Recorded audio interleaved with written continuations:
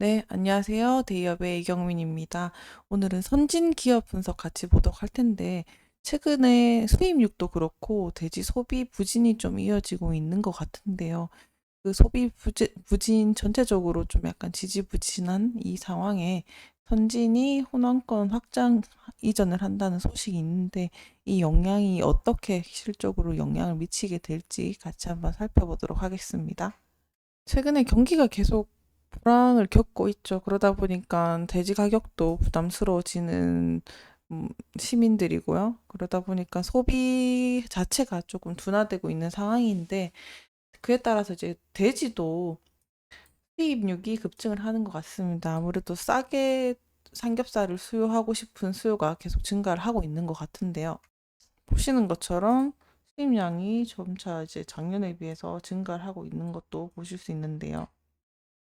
이렇게 되면요, 아무래도 저렴한 수입 돼지고기랑 또 비싼 국내 시장 돼지고기가 붙게 되면 가격 경쟁력에서 아무래도 밀리게 되니까 그런 부분에 있어서 국내 양돈 시장 자체는 어, 시장 자체가 그리고 농가 자체가 좀 규모가 작아질 수 있는 상황이다라고도 보실 수 있겠습니다. 그래서 이렇게 돼지 수요가 왜 이렇게 중요하냐, 뭐 아시겠지만 선진 자체가 사료 돈육 쪽으로 사료 사업을 하고 다 보니까 이 사료 사업의 비중도 상당히 큰 것을 볼 수 있는데요. 거의 50% 정도가 넘게 이렇게 차지하고 있는 것을 볼 수 있죠. 그래서 이 사료 수요는 곧 돼지 농가와 또 직결되기 때문에 농가가 줄어들면 또 사료 비중이 또 줄어들 수 있다라고도 보실 수 있겠죠. 자, 그런데요, 이 추세와 흐름과는 다르게 선진이 호남권 시장의 확대를 위해서 나주 물류센터 이전을 확장 이전을 한다고 합니다. 기사를 자세히 보시면요. 언제 이제 착공식을 열었고, 그다음에 중요한 거는 물량 증가에 따라서 월 최대 1만 5천 톤 사료를 공급할 수 있는 물류센터로 확장 준공했다라고 하는데, 아니 그럼 지금 국내 수입육이 계속 증가하고 있고 농가 자체도 위기인 상황인데 이 호남권은 말이 다르다는 말인가? 이렇게 또 생각이 들더라고요. 그래서 어쨌든 중요한 건 선진 자체는 이렇게 물량을 확보를 하게 되면 이 정도로 사이즈로 규모를 늘려가면서 생산량이 증가할 수 있는 시장의 가능성을 보고 접근을 했다라고도 볼 수 있는데요. 자, 자세히 보시면요. 국내 돼지 사육 농가 자체도 지금 15년부터 거의 최근 10년 동안 천천히 줄어들고 있는 모습을 보이고 있죠. 아무래도 아까 보셨던 수입육이나 여러 가지 뭐 단가적인 면에서 좀 복합적으로 요인이 작용을 해서 농가 자체 결국에 단위 수가 줄어들고 있는 것을 볼 수 있습니다. 그런데 이어서 다음 그래프를 보시면요. 조금 특이한 걸 찾으셨나요? 이 서울부터 세종까지는 잠잠한데 이 경기에 치솟았고 충남, 전북, 전남인데 아까 선진 같은 경우가 나주에다가 확장 이전을 한다고 했죠.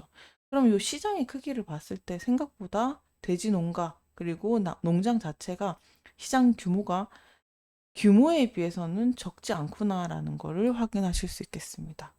곁들여서 또 설명을 드리면 이 전라도는요.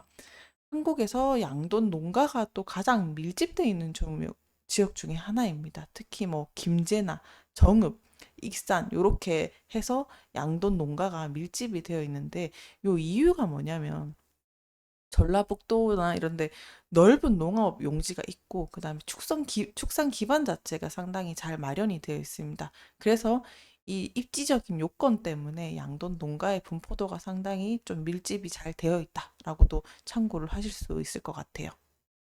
따라서 이렇게 이 현상은 전체적으로 시장 자체는 수입력이 늘어나고 있지만 또 이 호남권만 포커싱을 해서 봤을 때 호남 지역 자체가 농가가 또 밀집되어 있는 지역이기도 하고 축산업이 활발하게 이루어지고 또 농가들도 사료를 소비를 많이 하게 되는데 이 부분의 포커싱에 있어서는 선진이 그걸 내다보고 확장 이전을 한 게 아닌가라고도 생각이 듭니다.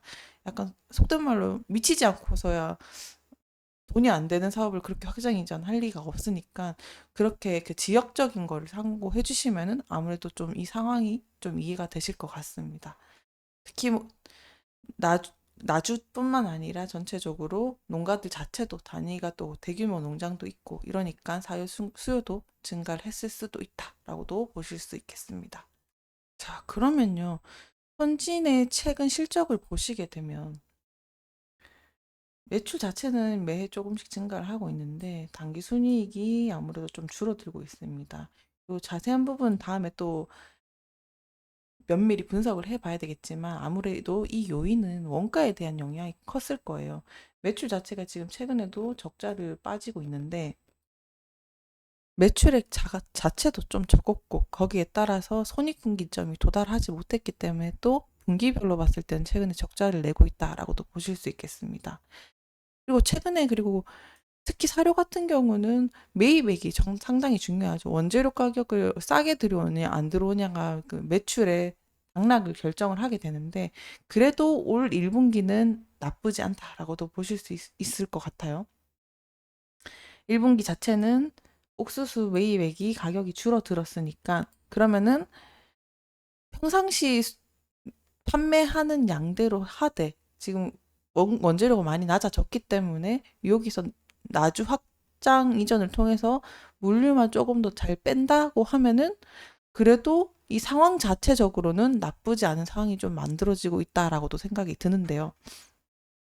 그러면 이 선진이 뭐 최근에 적자를 1분기에 내긴 했지만 그래도 앞으로도 중요하니까 선진이 이렇게 나주에 확장 이전을 하는 데는 분명히 또 이유가 있을 텐데 선진의 시장 위치를 또 찾아보니까 선진이 시장 위치가 그래도 점유율이 상당하더라고요. 어느 정도 이게 정확하게 이 비율이다 할 수는 없지만 그래도 어바웃으로 한 20% 정도를 차지를 하고 있다라고도 생각을 해주시면 될 것 같은데 그러면 이 경쟁사들도 두루두루 보셔야 될 것 같은데 일단은 사료 사업 부분에 있어서 그리고 또 호남권에 뻗어 있는 기업들은 또 한미사료가 있어요. 한미사료도 마찬가지로 호남권에 들어왔고 농협사료도 마찬가지로 네트워크를 또 보유하고 있는 회사 중에 하나고 그다음에 CJ 제일제당도 들어와 있습니다.